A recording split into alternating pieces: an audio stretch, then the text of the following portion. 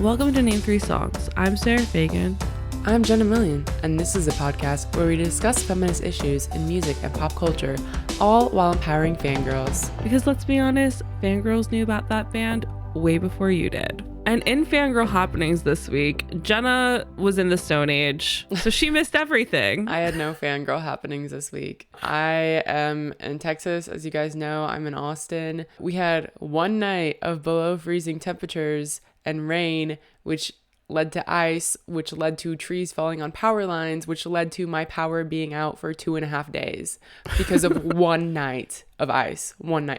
So literally, like, by the fireplace, no power, no Wi-Fi. My phone, like, data did work for like the first day, and then it just stopped working, so I like couldn't access anything. And then the crazy thing is that yesterday, which was Friday, parts of Austin were just like normal functioning society, and like my house was like freezing AF and like still no power. So I was like, all right, I guess I'm gonna go into the world because everyone else is living their lives. Like it was just I literally went to a coffee shop so I could like post online and like read Twitter. And it was just very, honestly, the lesson here is just how very dependent, not only on electricity, but like how very dependent we are on the internet to live our lives is kind of insane. Yeah, I think the funniest text I got was from you was just like, I need gossip. Yeah. What's happening? I was like, what is going on? I literally, like, TikTok, no, nothing loading. All I could see was text tweets. So yeah. And I was like, Jenna, I'm out in the world. I can't just go on TikTok right now and give you some updates. I need to know what's happening right now. And I was like, Harry Styles has been looking real cute lately, but yeah, so Sarah, fill us in on what did happen this week. It was Mr. Harry Styles' 29th birthday. God, I can only imagine what he's going to do next year for his birthday. And the narcissist in him really popped off by having a birthday show in Palm Springs where he was the center of attention, as per usual. He wore the most sparkly Barbie pink set I've ever seen in my life. The titties were out. He was thriving. I just saw a video of Harry's at the Beechwood Cafe in LA, and like a Harry Styles song came on, and like everyone was like screaming it, and the video was like, the staff can't wait for Harry to leave LA. Oh my God, yeah. He had to have known that he could never go back there after he wrote that song. I mean, I'm sure he does at like off times, but like, yeah, if Harry fans aren't flocking to the area, I'm sure it's fine. But also, like, the cafe knew what they were doing by putting the song on. Yeah. So it's like, can we really give like the people what they want? Who's really at fault here? But I mean, honestly, they should. I would just have too much secondhand embarrassment to even go there, like, where it was obvious that I was there because Harry Styles. Oh, come on, Sarah. Be a fangirl for once. I understand fangirl tourism. Like, don't get me wrong. I've done my fair share of it. But I feel like going there because Harry is in town would be, like, too embarrassing for me. Nah. I'm for it. I support it. Don't let Sarah's personal embarrassment get you down. I mean, everybody can do what they want. Just like I have my own levels of cringe that I can't deal with. Why do you think that is, Sarah? Let's unpack this. Let's unpack this for a second. Are you not like other girls?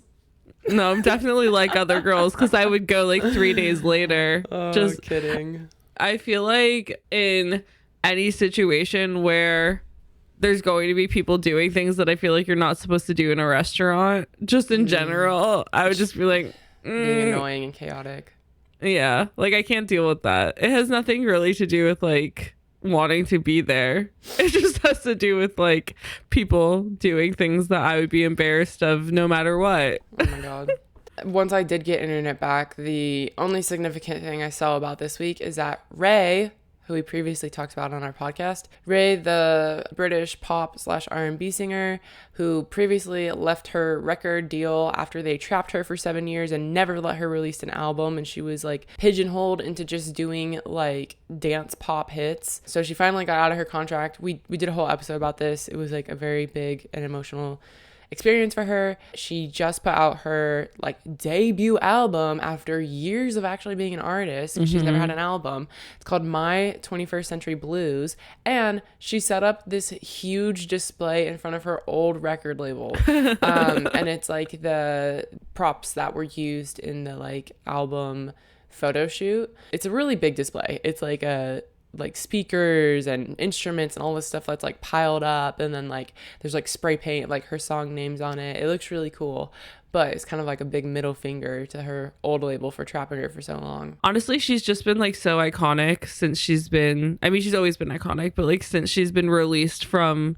the jail of her old record label, she's done like a couple things where she's definitely not hiding the fact that she's like clapping back at these people, and I'm like, you go, girl. She just looks so incredibly happy and excited. I'm just like so happy for her. It's I can't wait. I'm like getting chills thinking about it, but I can't wait to listen to this album. I haven't had a chance to listen yet, but that's very exciting for her. Yeah, it's really awesome. And like the fact that she's had one of the songs from the record go viral on TikTok, and like there's already just like success around it, I feel like is really truly what she deserves after all the shit she's been through. Yeah, absolutely. So, and we do have the Grammys happening on Sunday, so we'll probably have some Grammy gossip to talk about next week.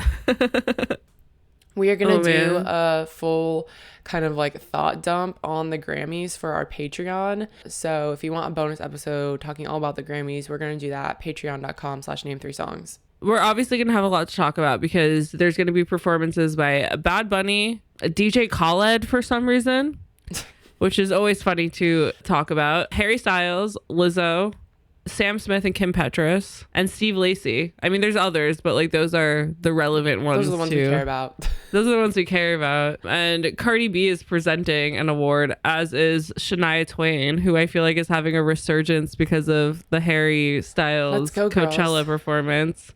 Olivia Rodrigo is presenting. So it should be interesting. I mean, the Grammys are always a clusterfuck because, you know. And I think Beyonce, Adele, and Harry Styles are like all up for all the same things. It's gonna be a bloodbath, y'all. It's gonna be very interesting on fandom Twitter. Yeah, like that I will say. Yeah. So we'll definitely have some stuff to say on the normal podcast about the Grammys, but that bonus episode's gonna be crazy. And so now that we've got all the fangirl happenings out of the way, and since this week felt like it was less of a fangirl time because I couldn't share my fangirling with Jenna because she was living in the Stone Age, we just have to get straight to serious business now. And boy, is there some serious business, because Sam Smith has been making headlines because America's transphobic as shit. And that's not fun, because they're having some really big success with their new music that's coming out. It's like the most success they've seen with a release. And yet all the headlines are about their new music video and the restrictions around it and people's backlash about it. And it's literally for the dumbest reasons possible. So Jenna, do you want to get a bit into this? So Sam Smith put out a music video for I'm Not Here to Make Friends. Let me just say, this video was so cool, very iconic. Mm-hmm. It's giving like a Renaissance era, like burlesque, like very interesting, honestly just celebration of like queerness overall. I love that Sam Smith is not only being like has this huge like pink fluffy outfit on, they're being carried like on a Shea lounge. They also at the end of the video are like sitting on top of like a car being like driven around. Like, it's so funny. But what got people really riled up this week is that in the video, of course, there's dancing. Of course, there's partying. Of course, there's semi-naked people. One of those people being Sam Smith. And the internet was very mad because they did not want to see Sam Smith in beautiful naked glory. And a lot of the criticisms that we're seeing really comes down to the fact that Sam Smith has not done anything that we haven't seen before. From thin male artists, from all size female artists. But the fact is, Sam Smith being a fat trans non-binary person, people are mad. People are really mad about this. So the transphobia, the fatphobia is coming out very loudly. I feel like everything done in this video is done in like such a tasteful way, and none of it feels overtly sexual, even with the dancing. And I don't know, it just is like, it's costumed really well, it's filmed really well, it feels like movie quality music video, and people are just so upset. And it's like, they're literally wearing pasties. What are you so mad about? Like, calm the fuck down. It's like, no nipples were seen in this music video, and I feel like that's usually what people are mad about, is having to see nipples. But it's like, yeah, like you said, they're not doing anything that hasn't been done before, but because they exist in the trans bubble of things, people are like, nope, it's a drag queen and they're making my children gay, because that's the current rhetoric that's been going on lately of anything that's like not gender conforming. People are like, nope, it's drag and they're forcing my children to become gay. And it's like, what the fuck is that logic? Yeah, so we pulled a lot of information about anti-trans bills that are going around in the US right now, so we'll get into that in a minute. But I did want to read some like tweets of like what the internet is saying about this, and we have a compilation article in People. One Twitter user wrote, "The backlash against Sam Smith is absolutely about people not wanting people to be overtly sexual unless they're skinny. If they were doing that routine with exposed abs, there would be no articles about this debating if it's okay or suitable for children." Another user tweeted, "I was going to ask, what has Sam Smith done to deserve this amount of hate directed at them? But it's quite literally that they're queer and fat, isn't it? That's what it comes down to." And another one we have, "If Sam Smith were thin, cis, and straight, they wouldn't be ridiculed for how they present and dress. If Harry Styles wore the same fits on a magazine cover, y'all would be screaming, 'Yas, queen.'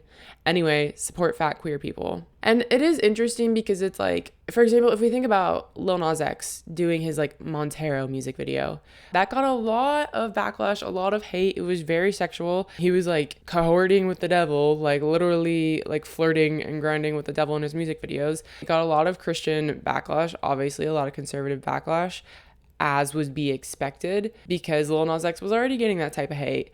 But it feels like there's just so many extra layers with who Sam Smith is as a person that goes against what heteronormativity is and what essentially straight people culture, the dominant white culture, wants you to be. Yeah, I think also, like, as we discussed the other week when we were discussing Lizzo and the body discourse that's been happening lately, and how heroin chic is back in and all this stuff, it's like people in fat bodies are feeling attacked way more than they have in quite some time, I would feel. And so I think on top of that, it's like there's this added layer for fellow people who are existing in like plus size bodies right now, where it's like, this feels fatphobic, it feels transphobic, it feels homophobic. There's so many phobics that this feels like and is, that is just jarring. And I think also in the same way, it's like, I feel like for someone like Lil Nas X,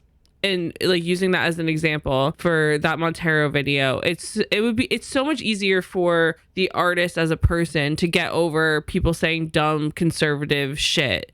Whereas when people are attacking Sam Smith's body and their identity and all of these things to different levels, it's like, that's gonna cause personal issues. Like it's not as easy to be like, oh, let's make this a funny haha, like let's make fun of them, because they're attacking every single thing about Sam Smith's like personhood.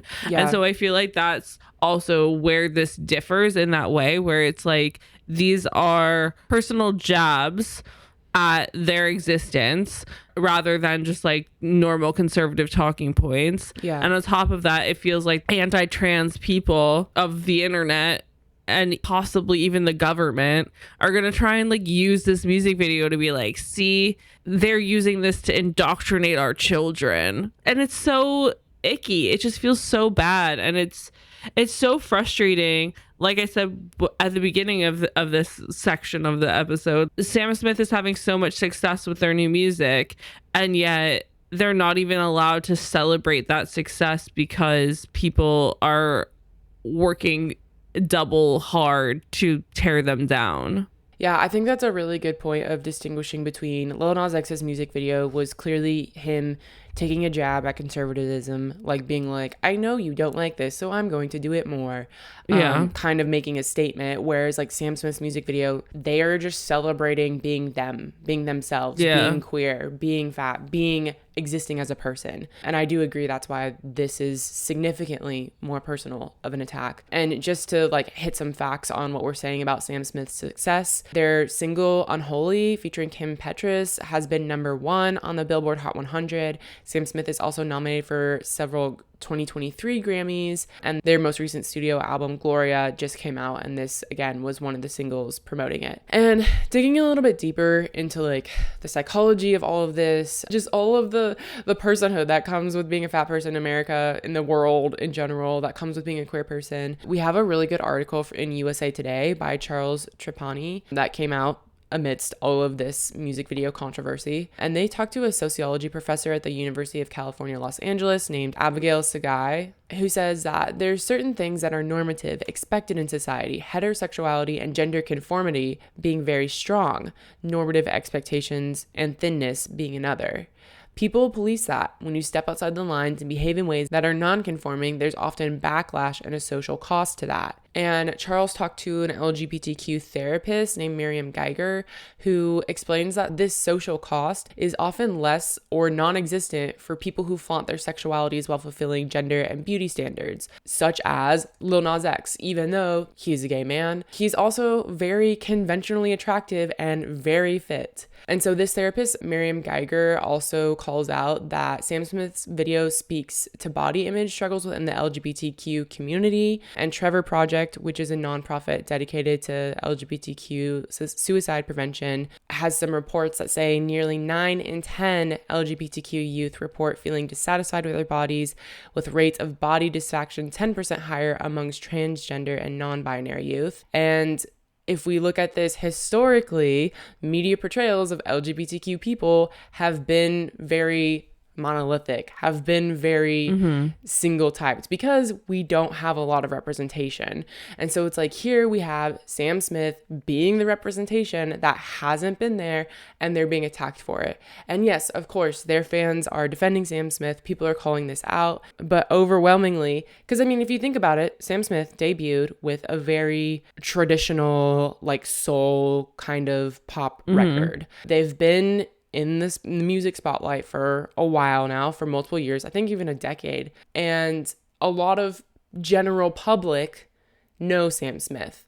So it's like, there's the direct supporters and fans who are going to support Sam Smith no matter what body size they are, no matter being non-binary, no matter their sexuality. And then there's the general public that knows Sam Smith that's going to tear them apart. It is interesting because on TikTok, I have seen some clips of their interview with Zane Lowe. And part of that interview, they were talking about body image. And Zayn acknowledges that the last album that Sam had, they looked very gaunt and skinny on the cover. And Zayn was like, you look kind of unwell. And Sam's like, yeah, because I was unwell. And that they were saying how like they feel so much more comfortable and confident in their body now, and like how some people just aren't supposed to be skinny, and that it was too much work, and that they weren't taking care of themselves properly and all that sort of stuff. And I think also, like Jenna was saying and was said in that USA Today article, it's like in media, the queer representation, when there is it, is a very specific type for so long. And it's always been like a very flamboyant white, like relatively skinny gay friend that's kind of comic relief, really loves fashion, is like very just like out there kind of thing. And so when that's all you see, that's what you're going to try and emulate anyway, on top of all the other body image shit that comes with being in the spotlight, you know? I mean, going off of that point, for general America, for conservative America, maybe they're like, well, we know conservatives don't want gay marriage, but if we're talking about general America, they've come to accept this stereotype of a gay man that is like the okay gay man, the acceptable gay man, and anyone who doesn't now fit into that bubble is now not acceptable. Yeah. I mean, I feel like that's always what the case is like people get used to expecting a certain type of thing, and then when they realize like, oh, being queer doesn't fit into this box at all times, now we have new people to hate. like new reasons to hate them. And it's like, oh, like I'm okay with the very beautiful queer couple or whatever the case is, but like the second that it's normal looking people, it's like, no thanks, we're not cool with that. And I feel like that's a lot of the backlash around Sam Smith, is that Sam Smith looks like a normal person right now. Yeah. And I feel like that instills fear in conservative America, or just conservative people in general, because it's like, oh my God, now how am I supposed to be able to tell a queer person apart from a not queer person when anybody in any sized body can be queer? And it's like, and like that's so unhinged to think about, but that truly is like, if you try and get into the brain of like a conservative person and the language that they use and the rhetoric that they speak and all that stuff, it's just that thing where they want it to be obvious when somebody is different, and the second that they realize that that's not how shit works, like nobody's ever going to fit into that quintessential look or vibe or whatever that they've decided fits that queer persona, then they're like, oh shit, like could people who work at Home Depot be queer? And it's like, yes, they could be. Oh my God. Okay, so to take things to another very deeply upsetting level, I want to take some time to talk about a lot of the anti-trans bills that have been going around the United States in recent years, a lot of them in the year 2023. And so there was a really great article in the New York Times by Maggie Astor at the end of January titled "GOP State Lawmakers Push a Growing Wave of Anti-Transgender Bills." So this New York Times article cites that there have been more than 150 anti-trans bills in at least 25 states in this year alone. However, these numbers kind of vary vastly depending on what source you're looking at, and I think a lot of this has to do with how the bills are being qualified, because if we look at the ACLU, they're currently tracking 262 anti-LGBTQ bills in the US. So that number is a little bit bigger because of including all LGBTQ matters. But most of these bills have come about this year specifically, and it is February 4th at time of recording. Okay, we are 1 month into 2023, and a lot of these bills cover things like school and education, civil rights, free speech, accurate IDs, public accommodations, healthcare. A lot of these bills are very, very, very bad. There was one in Texas where they were trying to arrest parents who are gender affirming for their trans kids. Love it. That's fucked up. That's so fucked up. That's so fucked. Also, if we think about the current zeitgeist in America, there's been a lot of anti-drag show rhetoric. Like, why? What have the drag queens done to anyone? I do think it has to do, it was in combination with a lot of like LGBTQ mass shootings that happened recently. I know one of them specifically happened like at a drag show, and I think now they're like, yes, drag queens are evil. Drag queens are the devil. Drag queens are turning our children gay, which, by the way, was also rhetoric that was used in the like 80s, 70s, 80s, like long time ago in general about gay people. Like, gay people existing are turning our kids gay. And it's like, hey, maybe humans were always gay. You just oppressed everyone. And now people have representation, so they're discovering things about themselves. But just an overview of a few of these bills to be a little more specific. Maggie writes that there's restriction on drag shows using definitions that could broadly encompass performances by transgender people, measures that would prevent teachers, in many cases, from using names or pronouns matching students' gender identities, and requirements that schools out transgender students to their parents, as well as a measure in West Virginia that would define any transvestite and or transgender exposure, performances, or display as obscene, potentially outlawing transgender people's presence around children. Is this not literally applicable to the Sam Smith music video? That language feels very Nazi coded. Yes. Like, what are they supposed to wear? A Star of David on their shoulder? Like, yeah. It's so unhinged, and it's just so ridiculous and so upsetting, because it's like, that's literally they would like have to go be registered as transgender at like the local DMV. That's scary. That's fucking scary. Yeah, that's verging on Nazi shit. Yeah. And you know what's crazy? So fucked. If you think about it in this context, this is like, I literally have chills right now, because it's like, Black people in America, we can see that you're Black, so we're just gonna be racist to you. But like trans people, and this is also like the thing that's so fucked up. Like it feels very fucked up to say like sometimes it's not obvious someone's trans, but like this is the thinking of the conservatives, okay? So I hate to be this way, but like if they're like, oh, like this is exactly what we said earlier, like if I can't tell you're trans, if you look like a normal person, how am I supposed to know? And then you're gonna be converting my children to be like you. That's why they want to do that.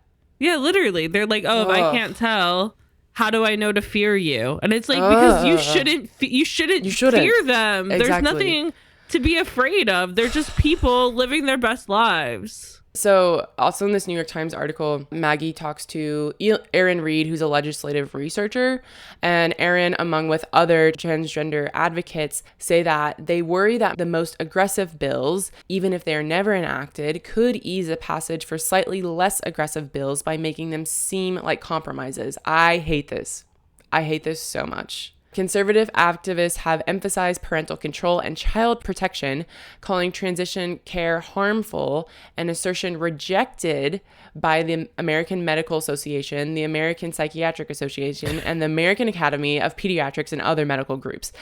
Essentially, the talking points of the Conservative Party is that gender-affirming care is harmful. And then all of these like doctors associations are like, nope, that's actually not true. It's funny in like a dystopian kind of way that all of these medical societies are like, well, actually, gender affirming care is actually good for the kids because then they can feel like themselves and stop being depressed and suicidal because they're not getting to live their true life. And it's like, there's so many hoops you have to jump through to get gender affirming care anyway, where you have to have like psychological evaluation, like you have to be seeing a doctor. Like they're not going to just give a kid who isn't actually transgender gender affirming medication or whatever. Like they're not going to give some kid who like for example, when I got my period when I was 11, I asked to be neutered. but I wouldn't I fully was just like, please take this away from me. Like, I did not ask to be part of this narrative. Yeah, I was like, I did not ask for this. I do not want this.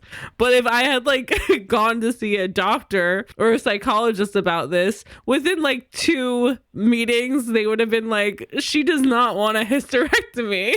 Yeah. She's just having hormonal struggles right now. Yeah. Whereas like there are other people who probably meant that more than me or had those emotions more than I would have, like the fear of like going through puberty or whatever the case is, where it's like a legitimate case or like me being fucking insane. Yeah. The deeply upsetting thing of all of this is that suicide in particular is very high among the transgender community. I don't have the exact stats in front of me, but it is very high and it's very deeply upsetting. But the Trevor Project did a 2022 survey which linked gender affirming care to reductions in depression and suicide among transgender and non-gender conforming youth, nearly 1 in 5 whom have considered suicide in the past year. So gender affirming care is not harmful, and it's very serious that trans people get the healthcare that they need in literally to survive, because if not, like their mental health is, you know, just awful. These are awful conditions to live with. So continuing on, Maggie writes that some activists and politicians also say exposing young people to transgender identities, whether through a book reading by a drag performer or a classroom discussion, sexualizes them, an echo of anti-gay campaigns dating to the 1970s, which cast gay people as preying on children. Essentially, they're saying that drag shows or like this Sam Smith music video is sexualizing children. There were no children in that music video. Okay, so we can have sexy music videos from women, we can have sexy music videos from men, but the second it's a drag queen, the second it's a non-gender conforming person, now it's sexualizing children. Like, make it make sense. Make it make sense. I feel like these things are just like conservatives accidentally acknowledging their own fucked up thoughts about underage kids. and also like young people and drag queens, and then being like, do I want to fuck this? Yeah. They're like children drag queens. Drag queen equals sexy, therefore bad. Like, you're the one who's finding this attractive. Yeah, it's like you're the one who's accidentally in your legislation being like, I would love to fuck that person. Also, if we think about women, a lot of music videos, as we've talked about, a lot of female pop stars are very sexualized and have very sexy music videos. If we think about the LGBTQ community, not everyone, there's not everyone out here just like making sexy music videos, but like if we think about the Sam Smith music video, if we think about Lil Nas X, like they're expressing their sexuality. They're expressing not even just their sexual orientation, like their personal sexuality. Yeah. Women, female music pop stars are doing the same thing. So it's like what people are mad about is that there's like no cishet men can't express their sexuality because they literally don't know how to because they're so repressed. Like yeah, they're just mad that these men don't need to play golf to like talk about their feelings. Oh my god. That's what it boils down to. They're like, what do you mean these men are comfortable being sexual beings and like admitting to their emotions and stuff? So with all this insane, stupid bullshit that's happening in the US, we do have some positive, healthy quotes to wrap this up with from Sam Smith themselves. On that Zane Lowe interview that Sarah had mentioned, Sam says, "My family can communicate with me now in an even better way. My love life has become better from it. I feel lovable. I feel comfortable in my skin, but I wear what I want to wear. Since changing my pronouns, it felt like a coming home." And then they go on to say, "I think the only negatives in this struggle have been my public life and my job. The amount of hate and shitness that has come my way was just exhausting. It's really hard. This isn't me sitting at home Googling my name. It was the fucking news." Which like just goes to show Sam Smith being accepted in their own community, being accepted by their own family, like having that support system is so important. And it's literally just the general public in the news being fucking awful. It's interesting just to think about how this can play into like the cultural and pop culture zeitgeist like going forward as well, just because it's like we're gaining a very powerful, successful, positive influence for fellow kids going through similar things that Sam has gone through in their life of like figuring out their gender identity and all that stuff, and like seeing that they can thrive and have success and be like, yeah, it's shit that all these people are saying horrible things about me, but I'm thriving because I'm living my truest form. And so it's just kind of interesting how, and I feel like this has been a common theme in most of the discussions we've been having about how things feel like they're moving forward and backwards at the same time. Yeah. Where like there's like really positive forward momentum in one direction, whereas like the other direction are these goblins in the in like conservative America trying to pull it back and not succeeding as much as they would like to. There is unfortunately some success for them, but mainly I feel like it's just interesting how like those two things are like going against each other at the same time. And I feel like eventually it'll all sort of self out, hopefully. Maybe I'm being too positive right now, but I don't know. I feel like Sam Smith still being able to remain positive throughout all of this, I think proves that these people and their fucked up mindsets aren't going to win at the end of the day. Yeah, absolutely.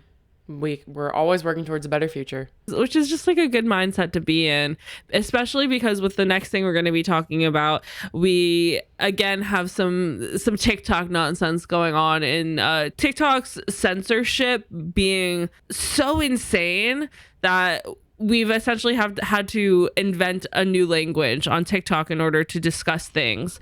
And it's really interesting because I feel like whenever we do talk about TikTok, we talk about how people have been able to create safe spaces and communities on there where they're opening up about this shit that they've been through in life, or sharing experiences where people feel less alone because you're having more access to people that you would have never had access to before. And people are just completely putting down all barriers, all safety nets that they would have surrounded themselves with because they've garnered some sort of a following, and now we're like, okay, I'm going to be open about like who I am and what I've been through and all this sort of stuff, which is really incredible at the end of the day. And yet TikTok is just like, we're so happy for you that you found a space on our app and that you're using our app all of the time. But if you talk about like your suicidal ideations one more fucking time, we're going to ban you from our app.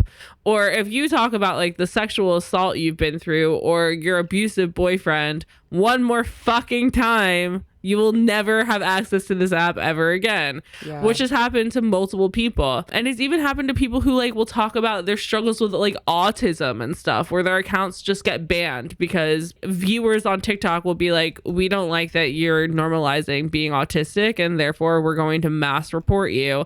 And then if you're not verified on TikTok or popular enough on TikTok, there's no one for you to reach out to. And then your whole livelihood gets taken away from you in 2 seconds because people mass reported you, which has been crazy. And so the latest controversy that has come up on TikTok is because of this forced need to kind of codify language has been that there was this trend going around where people were talking about essentially trauma that they faced from being in relationships with men and using the term mascara as a code word for man.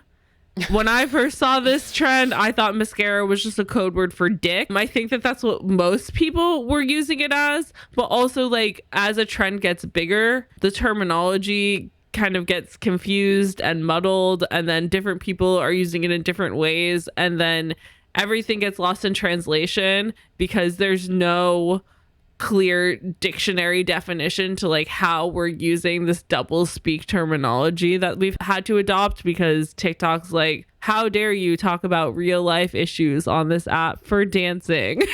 And we're like, God, it's not an app for dancing, TikTok, shut the fuck up. Yeah, so to give some examples of what Sarah is talking about, people would say, my mascara wand is stuck in another tube, or the one mascara I ever really had ended up damaging my eyelashes really badly, so now I'm too scared to try a new mascara because I can't take my eyelashes being damaged again. However, some people, you were using it for more serious discussions such as sexual assault, and this is where Julia Fox got in some hot water because one user shared a video that said he gave this one girl mascara one time and it must have been so good that she decided her and her friend should both try it without my consent. And then Julia Fox commented, IDKY, but I don't feel bad for you, LOL. And then, of course, the internet was ablaze, and she had to respond and say, hey, babe, I'm so sorry. I really thought you were talking about mascara as in makeup. And so this is an interesting controversy because there was some discourse about this on Twitter surrounding Julia Fox, of people being like, the double speak of TikTok and people being mad when people don't understand it is ableist, which is like another thing, like a buzzwordy thing that people like to throw around quite a lot on TikTok, of like calling things ableist when like I don't really know if they know what being ableist means. But last year on TikTok, Julia Fox did tell everybody that she is autistic, and it is known that autistic people can struggle to understand kind of like sarcasm or double meaning, and like unless it's completely explained to them what's going on, it'll go completely over their heads. And so people are like, Julia Fox is literally autistic, like don't fucking get mad at her. And the whole internet, but like this whole section of TikTok was like blasting Julia Fox for being inconsiderate and like not paying attention and all this stuff. And it's like, to be fair, anytime I saw these mascara double speak videos come up on my For You page, they were using mascara as different terminologies. Like some of them were so confusing that I was like, I have no idea what is going on here, because they take it to this level, like you said from that one thing where they were talking about like, oh, like it damaged my eyelashes. Like that one, like I get what they're trying to say, of like, oh, like a man fucked me up so bad that like now I'm afraid to date another man because they might fuck me up too. But like some people were just like taking it to like these such like makeup double speak extremes that it was like, what is possibly happening here? Like what is going on? I mean, it's pretty depressing that people are trying to share trauma and yet they're so afraid that TikTok's going to ban them or take their video down or not push that video out to the For You page because of whatever language or that they're using, that they need to write something in essentially complete gibberish to get it noticed by people. And it's just like, it's so crazy, because truly most of the videos I saw, I was like, oh, mascara means dick. Like, it doesn't mean like a person you were in a relationship with. It Yeah. specifically means a dick, which like could make sense in regards to how mascara works. Yeah, it really could. So the crazy thing in all of this is that it's like, it's not just like accounts getting banned. It's like specific conversations that the algorithms are deeming as like problematic or bad language. Yeah. Which in some cases they can be, but in other cases it's like literally just like the algorithm being racist or like not promoting videos of discussing Black Lives Matter or stuff like that.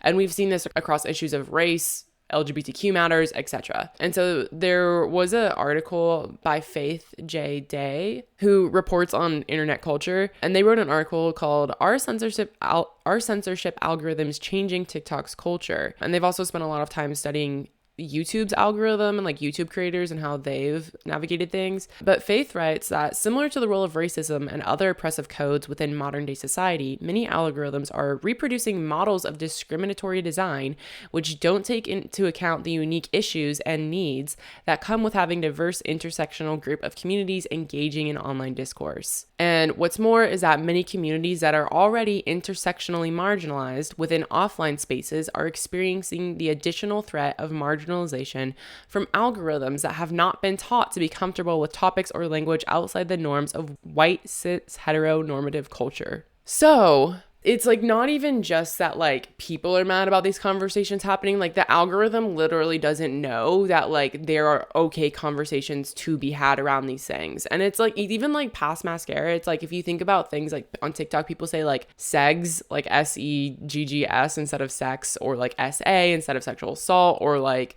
unalive instead of like death or suicide. So like people have been coding their videos for a while now, but when people were talking about abortion and like Texas making abortion illegal, like states making abortion illegal, people were like, oh, if you need to come camping in my state because your state doesn't allow camping, you can come camp with me, like stuff like that. Like I think that was like the first like kind of initial thing I remember, but I feel like this mascara thing got like so twisted of like Sarah said, so many people using it in so many different ways that it just becomes unhelpful if you're not like on TikTok 24/7.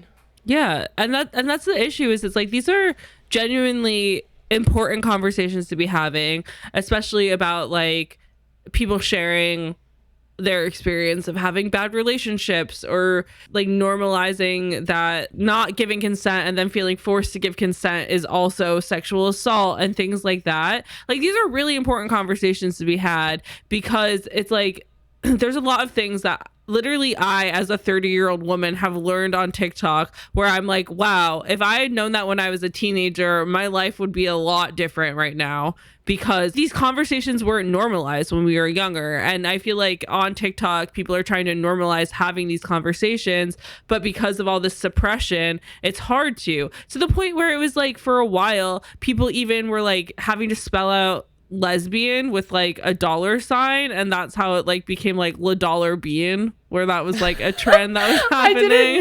I didn't know where that one came from. Yeah, it was because TikTok was like not letting people, like not pushing videos that people were referring to themselves as lesbians. That's so funny. Which is like insane and ridiculous. And the whole like having to use the term unalive instead of suicide or even just death in general, because like they don't want people talking about people dying, apparently.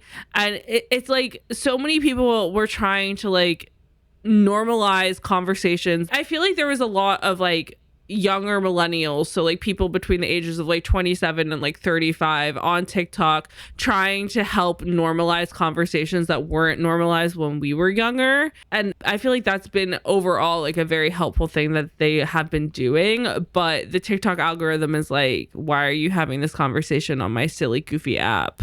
Like how dare this app is for silly and goofy only. Get out if you're being serious. Because I mean, like, it's even gotten to the point where the suppression of important things on TikTok has gotten so bad that you'll see videos on your For You page of people being like, why am I seeing like Charlie D'Amelio when I've never seen Charlie D'Amelio? Like, is something happening that I'm unaware of? And then somebody's like, yeah, thousands of girls and women are getting murdered in Iran right now. Jesus Christ. It's like, and like that's the thing is, it's like the algorithm is like, no, we're supposed to be here for a silly, goofy time. And we're like, no, we're literally here to like find out news because Twitter is garbage now. And we need to find out news somewhere. And a lot of young people like to find out news from social media rather than just going on like the New York Times website or whatever the case is. And yet we can tell when something is happening because the algorithm will change so drastically where we're only seeing viral videos or we're only seeing like a certain type of video on our For You page. And we're like, okay, something must be going on. How do we find out what's going on? It's like this like weird thing where like we've been brainwashed to understand things are happening because TikTok's trying to make us not know that things are happening. So like essentially like what I'm hearing from you is that it's like TikTok has been a place for people to connect with shared ideas and experiences and discover new ones that they haven't had access to before. Yeah. Know that they're not alone and have important discussions. And yet because the algorithm is doing this, it's now trivializing these discussions essentially. Because, and I think this mascara example is so indicative of like things getting lost in translation where it's like, I thought it meant this, but I thought it meant this, that now we don't even know what it means.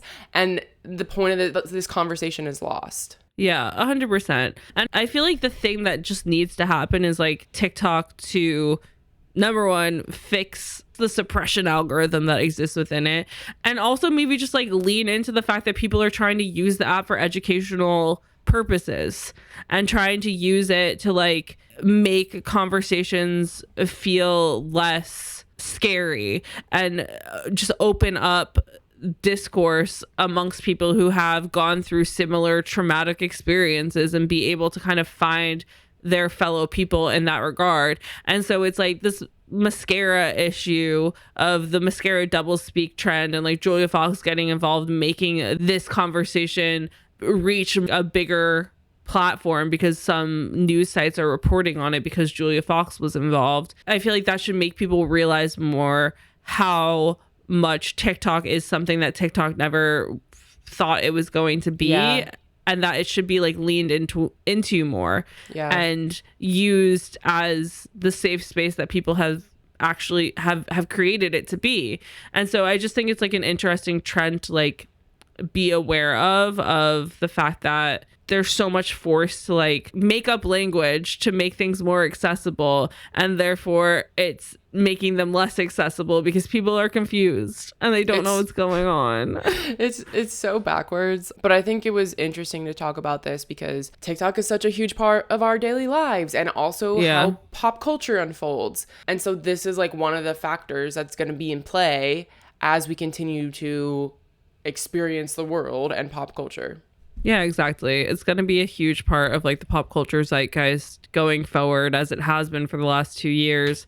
And so it's always important to like discuss what crazy shit's happening over on TikTok. So if you guys have any thoughts or feelings about Sam Smith or the TikTok doublespeak and suppression that's been going on, or you want to fangirl over Harry Styles and all of his cute outfits he's been wearing in the past week and a half, you can reach out to us on social media. We are at Name3Songs on all platforms. Or if you'd like to speak with us personally because you have some beef or some love you'd like to throw our way, you can find me. I'm at Sarah_Fagan on all platforms, and Jenna is at Jenna_million. So thanks for joining us this week on Name3Songs. Until next time, never let anyone make you feel bad about your favorite band. And remember, you're never too cool to listen to Raye. Don't forget to subscribe to be notified when each episode comes out, and leave us a 5-star review. They really help. If you want to find out more about any of the sources we referenced in this episode, you can visit name3songs.com.